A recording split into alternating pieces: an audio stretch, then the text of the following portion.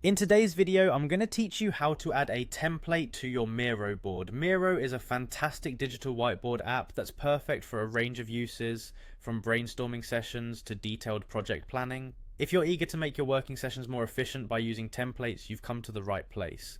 Let's dive right in.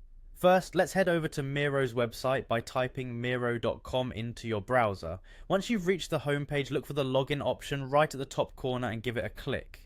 If you don't have a Miro account yet, you'll need to sign up first, but assuming you do, follow along as we proceed. When you're on the login page, you have the option to sign in using either your email or a Google account.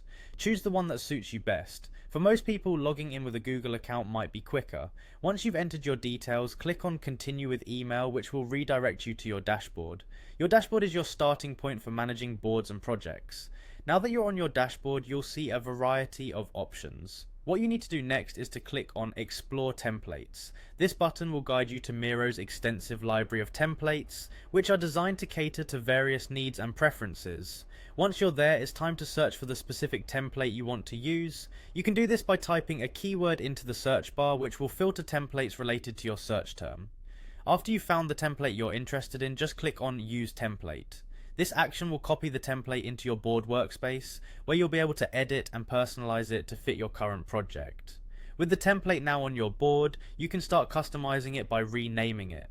This step is all about making the template your own and tailoring it to suit the objectives of your session or project. You can easily rename your board by clicking on the board's title area and entering a new name that reflects its purpose or theme.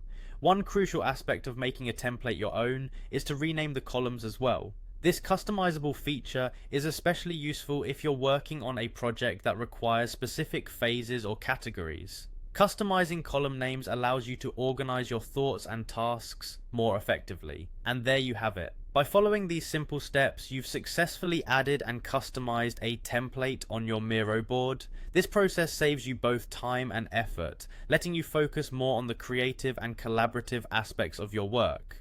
Thanks for watching, and be sure to subscribe for more helpful tutorials. See you in the next one.